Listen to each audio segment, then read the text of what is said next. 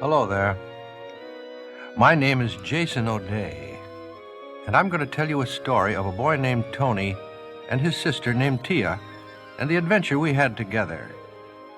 I didn't meet up with Tony and Tia until about halfway through their adventure, but they told me all about what had happened before. Tony and Tia were orphans who could not remember who their real parents were. A family named Malone had adopted them as foster children when Tia was 3 years old and Tony was 5. After about 8 happy years with the Malones, the foster parents passed away, and Tony and Tia had to go into an orphanage in Pine Woods. Their story really begins the day they met Mrs. Grindley, the superintendent of the Pine Woods Child Welfare Department. Well, here we are. You're Tony, and you're Tia. Ma'am? Hello, Mrs. Grindley. Oh, such fine-looking children. I know you're anxious to see your rooms, but first we have some forms to fill out. Then we'll join the others for dinner, all right? Tia, what a pretty case. Tia had a pretty little case which she carried everywhere she went. It was attached to the belt of her dress. Mrs. Grindley noticed the star case and commented about it. Then Mrs. Grindley took them to the dining room where she gave them the forms to fill out. There they met Truck, who was the biggest bully in the orphanage. His first mean trick was to take Tia's pen, saying it was just like the one he had lost. Tony was just about to challenge Truck when Mrs. Grindley returned to the room. And now, children, that wasn't so difficult, was it? No, ma'am. Tony? Truck, I want you to wait for me in my office. We'll read this together. I keep forgetting what it feels like to sit down. Now then, I know how both of you must feel. Your foster parents are the only parents you remember. And now that they've passed away, you're just a little bit scared.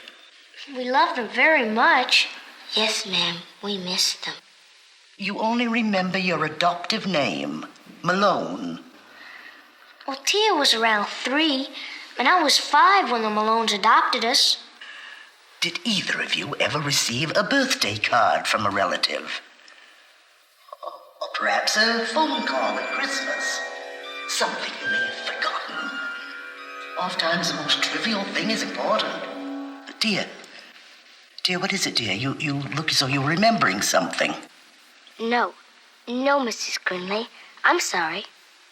Why, there's nothing to be sorry about, dear. Tony and Tia were different from other children. They could read each other's minds.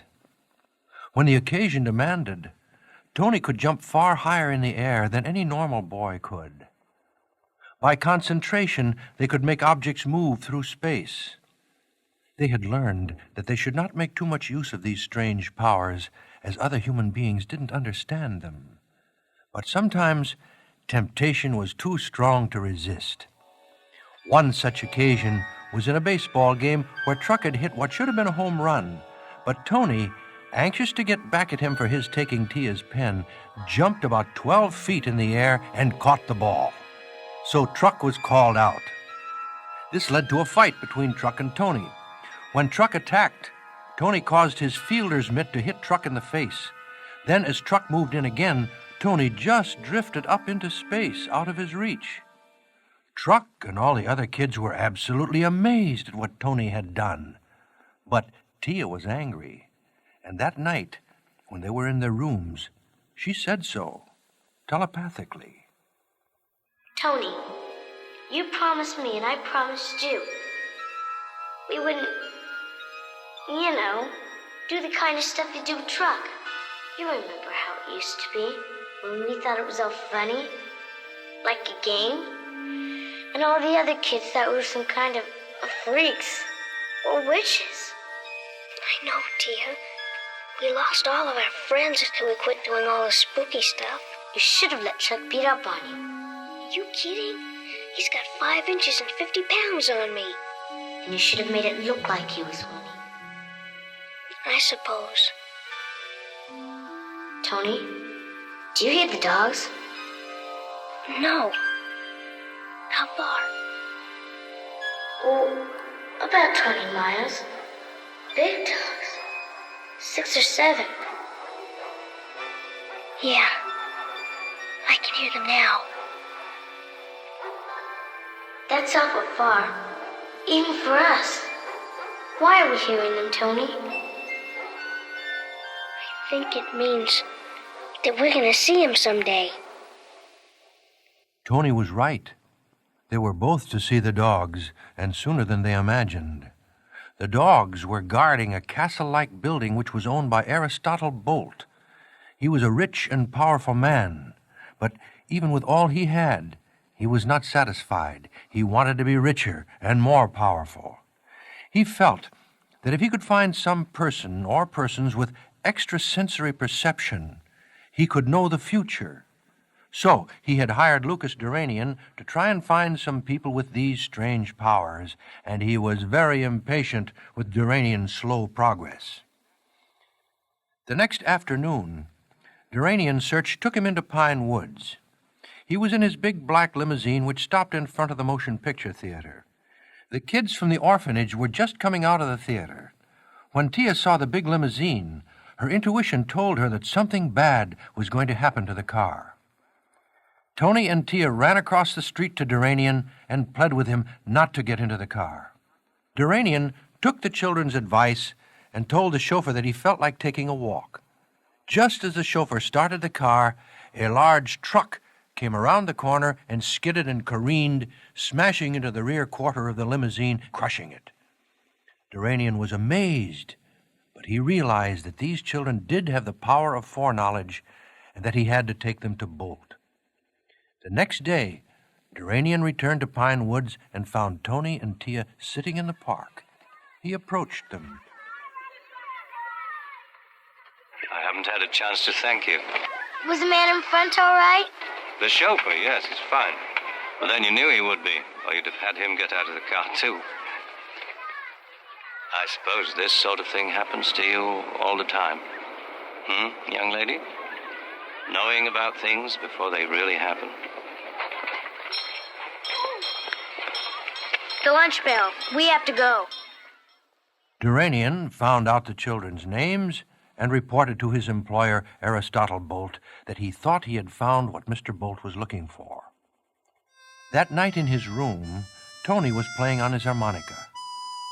As he did so, a crayon, seemingly held by an invisible hand, started making a sketch on the mirror. The outline of the drawing soon suggested the towers and minarets of Bolt's castle. Just then Tia came in and saw the drawing.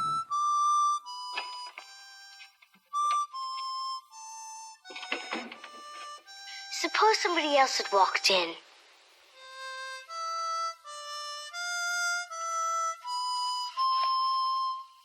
Everybody knocks. Pine Woods rules. Earlier in the day, Truck had grabbed Tia's star case and started playing catch with it with the other children. At one point it had fallen to the ground, and Tony was able to retrieve it and give it back to Tia. That night, they discovered that there had been some damage to the case. Look. Yeah, must have happened when Winky knocked it out of Truck's hands. Can you fix it? It's a map, isn't it? Stony Creek? Misty Valley?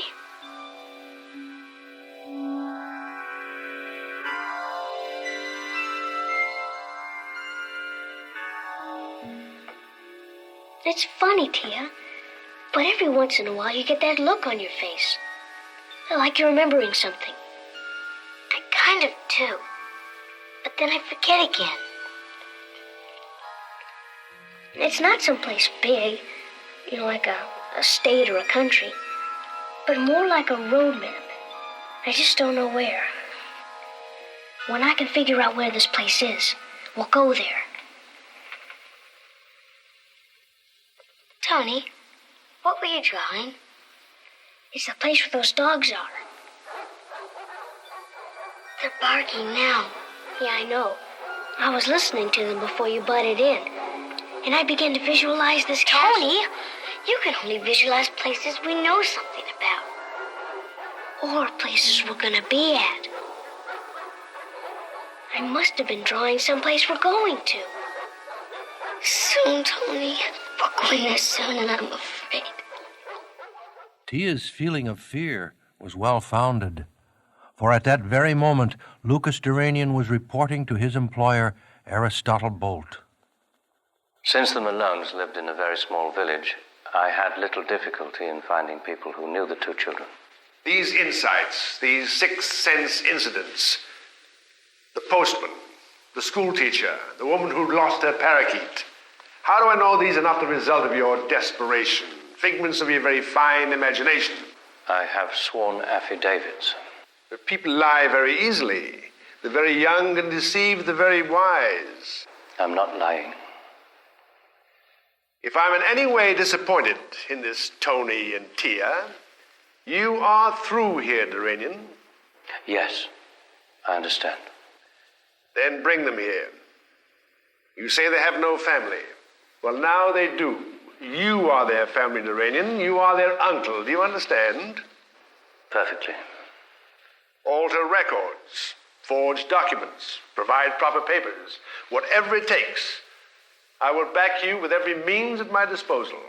Just bring me the children. So, the very next day, Mr. Duranian appeared at the orphanage and went to Mrs. Grindley's office. Well, I think there's no question, considering these documents your uncle has produced, that he has custody of you. The judge signed those papers just today. Mr. Duranian? Uncle Lucas, Tony. Better get used to it. Uncle Lucas, did you tell Mrs. Grindley about the first time we ever saw you? Oh, yes, he did. The day the tow truck ran into your uncle's car. That was a lucky day for all of us. You see, Tia, you bear such a remarkable resemblance to Mr. Duranian's sister that he's convinced you both are her children. My sister, your mother, died 6 years ago. Now, if you have any doubts, I'd be happy to show you these documents that prove he is your Uncle Lucas. I won't have to leave Winky, will I? He's very smart, and he knows how to deal with dogs. Did I mention dogs? Well, thank you very much. Children, don't forget your coats. Do you have any feelings about this Mr. Duranian? Only that he isn't our uncle. Must we leave, Tony? That's what these papers mean. We haven't got a choice. Now that Duranian had found the children, he didn't lose any time. The kids were all packed and ready to leave. The drive to Aristotle Bolt's castle, which was called Xanthus, was a long run through mist-shrouded mountains and beside the restless ocean. The castle was surrounded by an iron fence, and there was a gate across the road. The gatekeeper was told by Duranian that everything was all right. He was just bringing the children, so they were passed through. As the car approached the castle, Tia spoke quietly to Tony.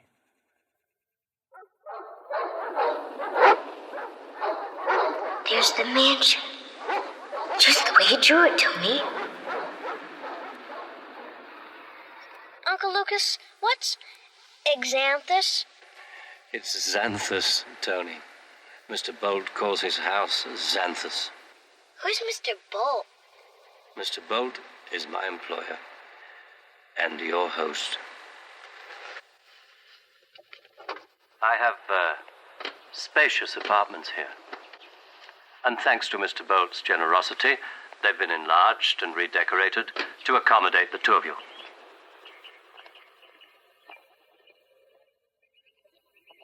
So this is your long-lost family. Well, you've a very beautiful niece, Duranian, and a most attractive nephew. You're Tony, and you are Tia.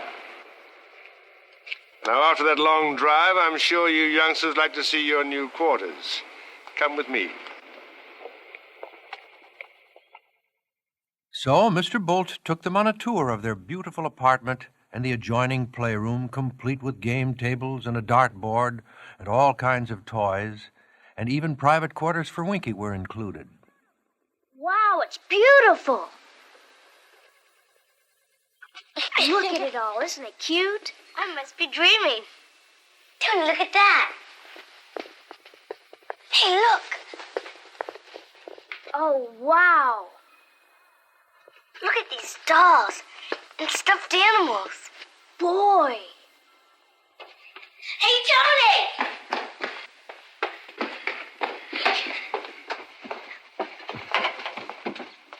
When all this is completed, Tony... There's more? Oh, yes. We haven't had time yet to install the carousel or the gymnasium. The old tennis court is being resurfaced. And you can start your riding lessons first thing in the morning. Oh, wow. We love horses. Oh, I forgot.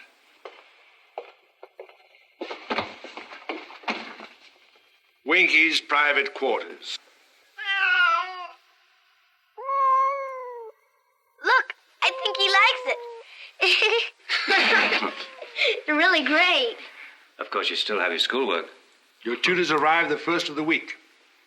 Oh, Mr. Bolt, where are the others? Other kids. Neighbors, I mean. There are no neighbors. Look out of the window. Go on. Look as far as you can see. Mr. Bolt owns everything in sight. Well, I could see the sky. Leaving the children in their palatial quarters, Aristotle Bolt and Lucas Duranian retired to the library. The next morning, Tony and Tia met Biff Jenkins, a retired rodeo rider who was ready to give them their first riding lessons. Tia wasn't content with the gentle horse which Biff had intended her to ride, and instead went right to an unbroken colt named Thunderhead. Now, I saddle myself because this is your first time out. But there's one thing I always want you to remember. You always mount a horse on his left side because, Tia, you better pay attention. You're going to be sorry. Mr. Duncan, that horse over there. That's old Thunderhead. He's never been broke. I sure don't envy the cowboy that's going to try it. Now, Tony, I know it should be ladies first. But I think if you showed Tia how easy it is, you know, a little filly the size of your sister, sometimes they get scared.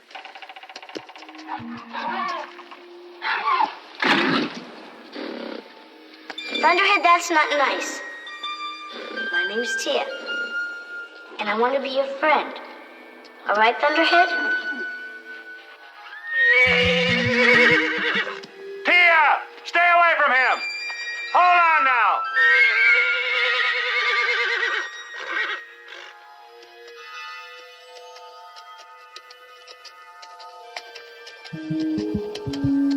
You know, I've never seen anything like this in all my life. The ability to communicate with animals was just another of Tia's marvelous powers. It came in mighty useful to all of us, I can tell you. But I'm getting ahead of my story.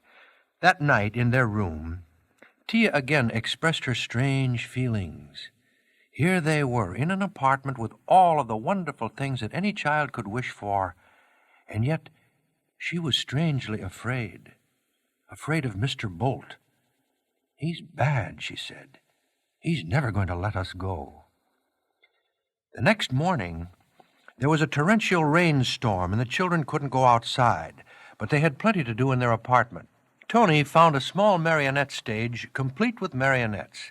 He thought, this is what Tia has always wanted. Maybe this will get her out of her gloom. Tia, come here. Hey, Tony, why don't you try without your harmonica? I forget how. Come to think of it, you can do a lot of things I can't. Like working locks. In the way you can talk to me without moving your mouth. Maybe it's because you're a girl.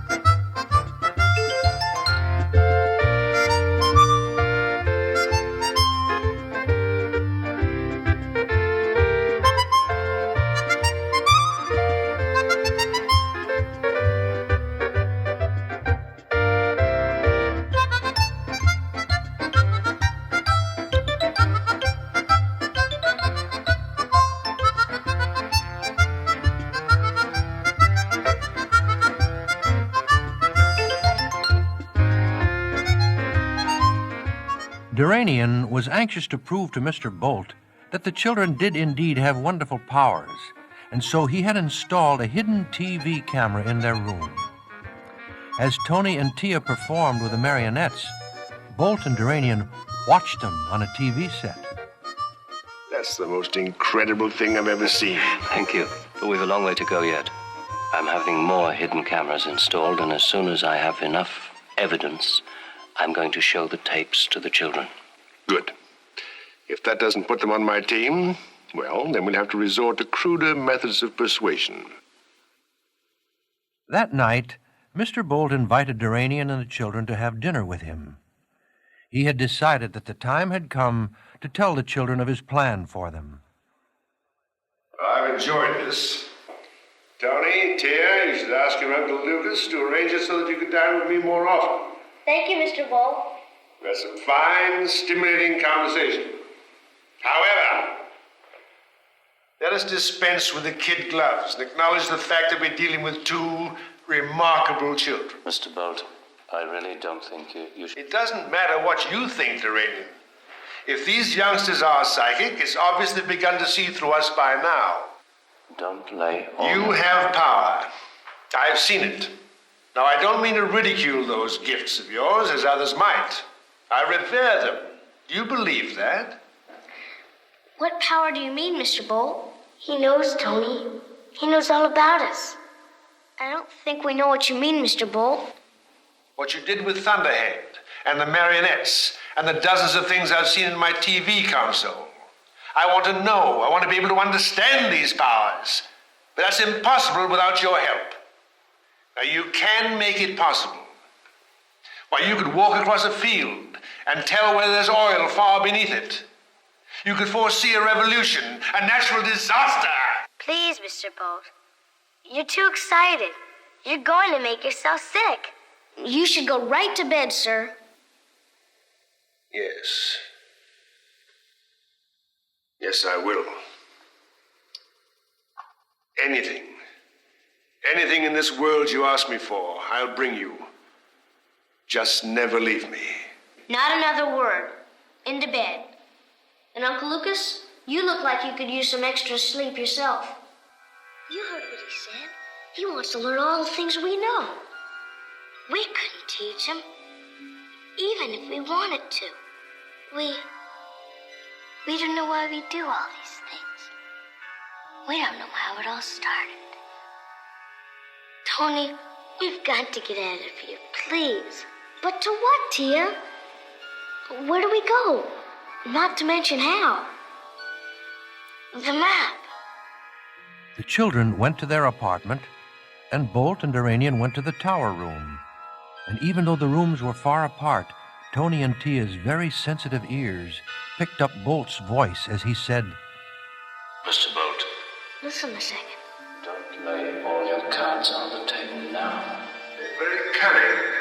I don't know the full extent of their powers. Here they could escape. But the chalet is an island in a sea of blinding snow. They'll never escape from there. Tony and Tia had heard enough. They knew they had to get out of Xanthus as soon as possible. Later that very night, Tia worked her will on the locks and managed to get the door to the room open. They sneaked out of the house and into the yard where an alarm was tripped and bright searchlights came on and sirens began to wail. The guards, seeing the children escaping, turned the 6 Great Danes loose. As the dogs got close, Tony and Tia turned and faced them, and Tia began telepathic talking to the dogs. The dogs stopped running, then began walking, then stopped entirely. Finally, the leader of the dogs got Tia's message, and barking a command, he led the dogs away from the children and, much to the astonishment of the guards, turned on the guards themselves. As the children came nearer to the main gate, Tony asked Tia to call Thunderhead, and with her telepathic voice she did so. Thunderhead soon came running toward them. As the horse approached at a gallop, the children levitated themselves onto his back, and over the fence they flew as if Thunderhead had wings. Aristotle Bolt was furious at the children's escape and told Duranian that unless he found the children and brought them back, he, Duranian, would die.